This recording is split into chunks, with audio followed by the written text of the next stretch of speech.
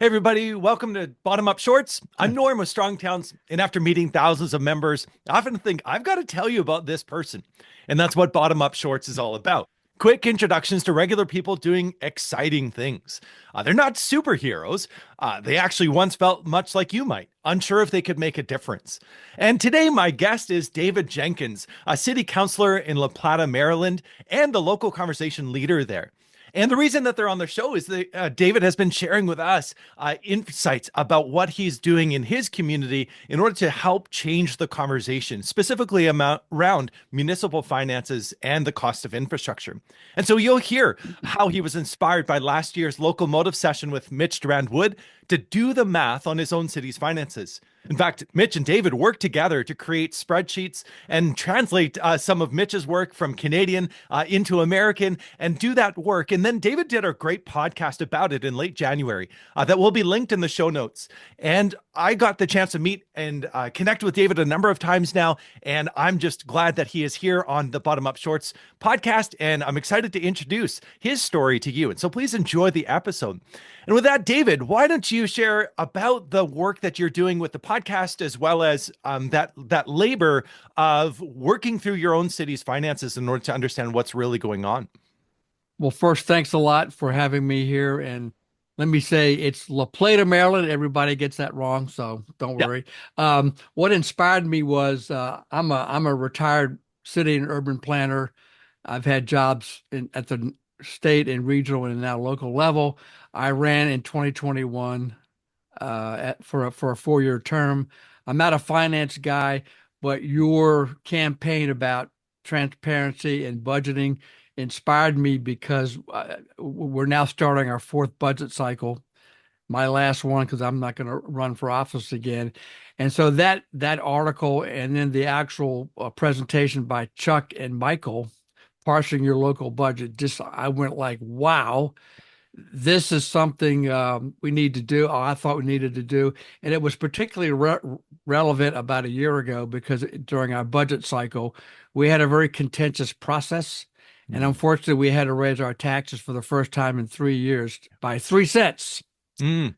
Now, for the first time in 20 years, because we were looking at trying to help our staff with better pension.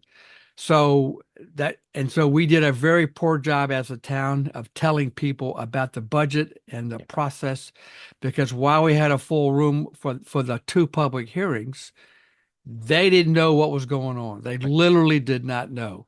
So I was extremely, frankly, agitated and motivated to try to do a better job. So I did a series of podcasts last year, and I'm doing them this year.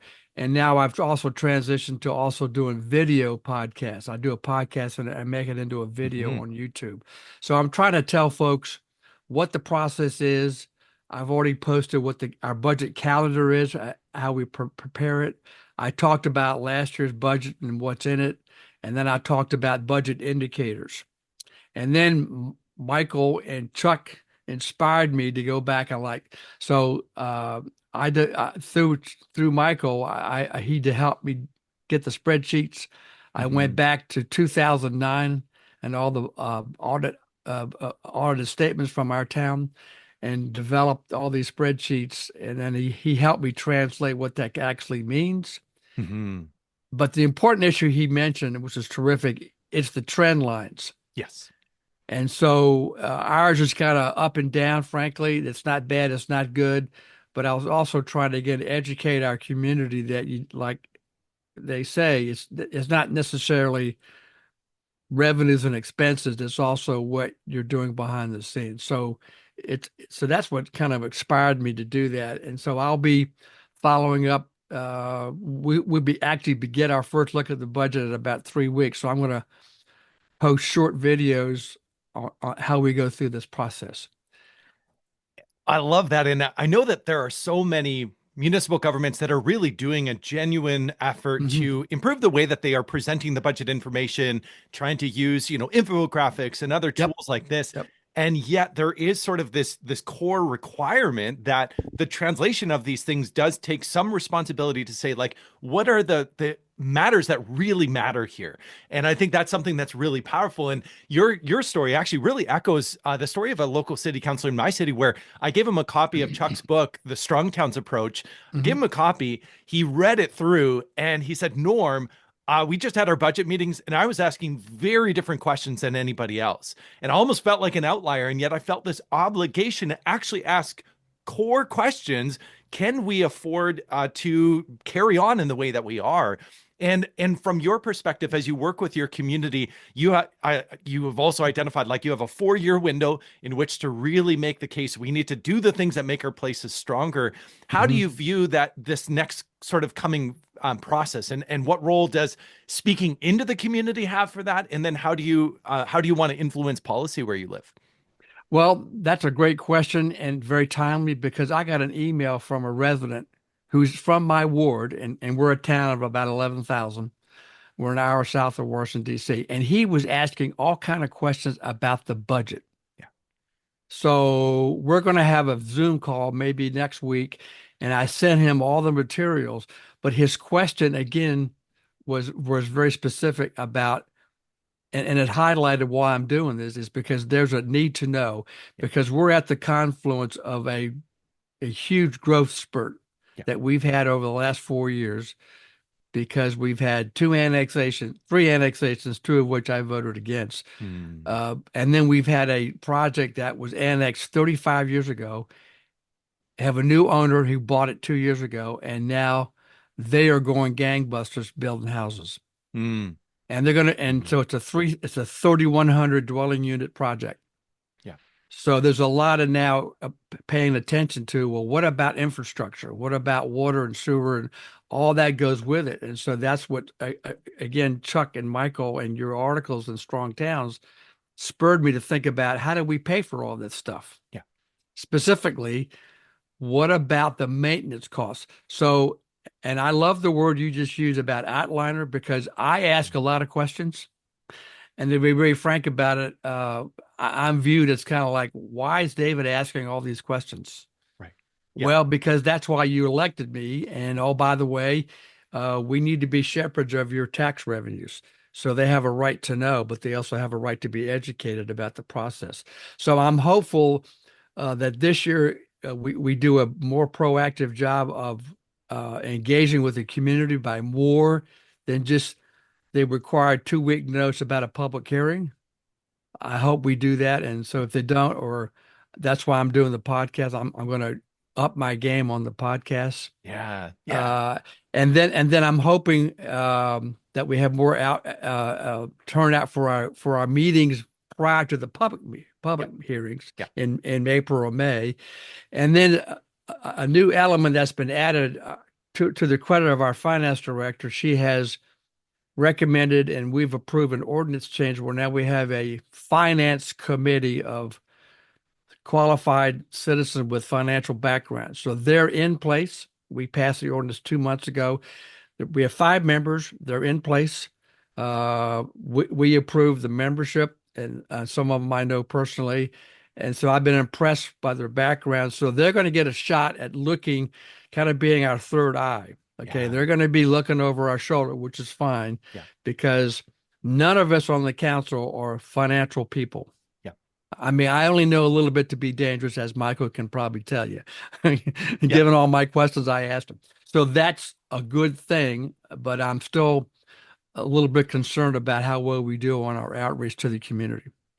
Yeah, this reminds me, just in a members Ask Strong Towns Anything session that we were hosting, someone shared the discovery that they had that when their city has their budgets audited, that the audit is not for financial soundness, it's just were the correct steps followed. And that was kind of a revelation for them. And I think it's similar to the way in which we struggle at times at Strong Towns, where we have the campaign for transparent local accounting. And that has actually caused some people to be very defensive, to say, we are very transparent. The numbers are there.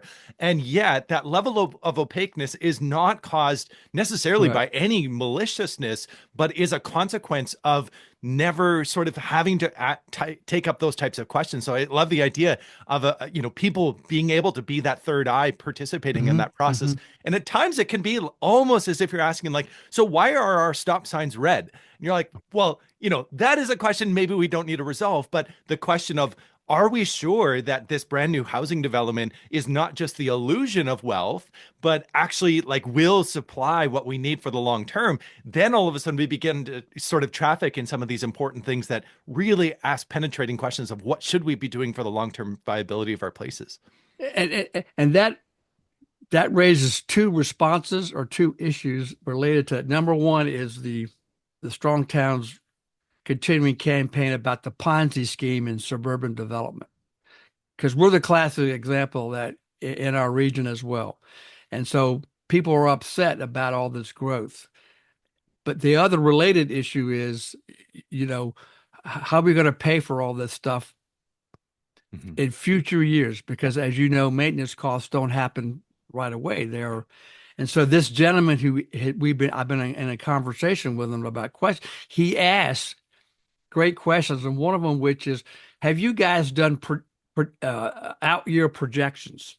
Mm-hmm. Have you guys done what if analysis scenarios? And some of that information is in the auditing statements for each year, but the scenario analysis, to be very frank about it, from my perspective, has been somewhat limited. Yeah. I mean, we've gotten some spreadsheets, but that's a little primitive, Right. in my view. And so, and a related issue, I've provided examples of what other communities are doing about outreach and transparency. And Mm-hmm. one of them I found recently is in Frederick County, Maryland, which is northwest of where I am. It's a big county, but what they did, they have a separate website and they call it Budget Portal. And Mm-hmm. you can go there and you can see how the current budget is performing. Yeah. Okay. They have infographics and stuff like that. And then they have a process where you could track when they develop the budget, you can see all their products and comment on it. Mm-hmm. It's Mm-hmm. very transparent. Uh, Yeah. and even the county where I live, Charles County, they've even though there's some animosity, but to their credit, they've done a great job of doing um, video YouTube outreach. Yeah. One of them is called "Let's Get Fiscal." Yeah. It's 10 or 15 minutes, and they Yep. do different topics. And Yeah. so I'm going to highlight that as an example that maybe we could do. Yeah.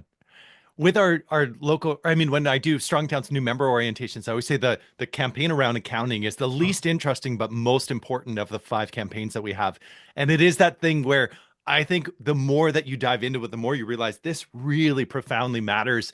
And I want to pivot into the question of like how you became not only your professional sort of work, but also then that role and responsibility that you felt you had to take up as a local city council member, and kind of what put Strong Towns onto your radar. Sort of what was your hero origin story as we go along? Well, I have to tell you, I first by accident found Strong Towns when they really literally began. Yeah. I mean, it's been Mm-hmm. a while. And then I kind of faded away a little bit, but then I came back to it because I eventually was director of planning for the town of La Plata for about 6.5 to 7 years. And so I was very then motivated to find out how we could do things differently. Mm-hmm. And to be very frank, my thinking, because I went to planning school in 1978. Okay. So I had to readjust my thinking because of the way things have changed dramatically. And I had to frankly, catch up to that thought process.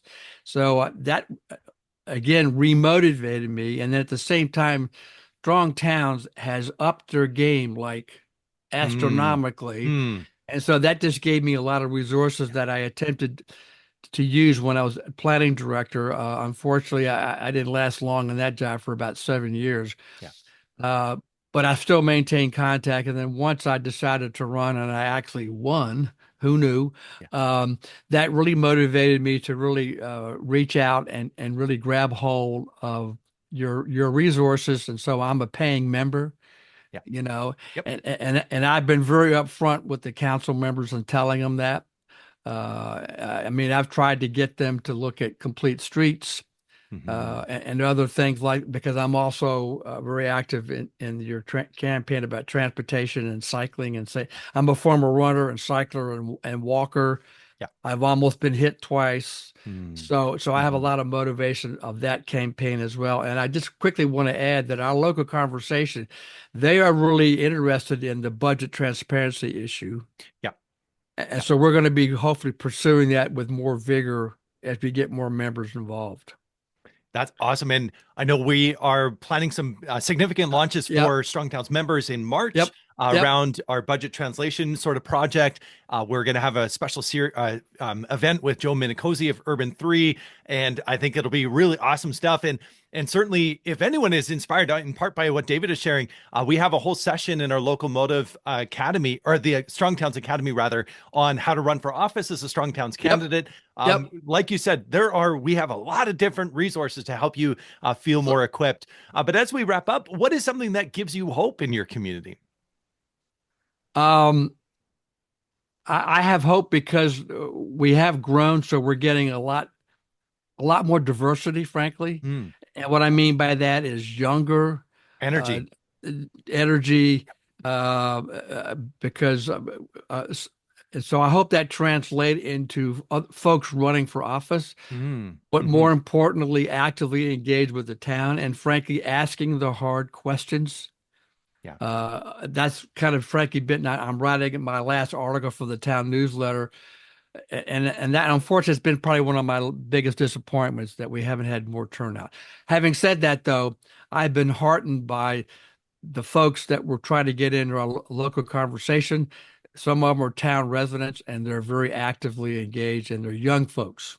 So that's great. So I have hope for that. Awesome. Well, folks, as we wrap up, I want to encourage you, if you are interested in this, go to strongtowns.org/accounting to learn more about the Mhm. campaign for budget transparency, for a greater sort of availability of the information that we need in order to make long-term decisions that best suit our communities. And as David alluded to, being a leader of a local conversation is a great opportunity to begin to really change the conversation, Yep. even to do so, through things like podcasts and other means, is Mhm. another element of stirring up new types of conversations that are so needed in our communities. So head to strongtowns.org/local if you actually want to either find if you have a local conversation group near you, or like David has, step up and be one of the leaders of your group and participate in helping your group to actually really establish a foothold within your community. With that, I'm so glad that we got a chance to chat. David, thank you for coming on. And to all of our listeners, thank you so much for your interest and readiness to be part of this bottom-up revolution. And so take care, and take care of your places. Thank you, Norm.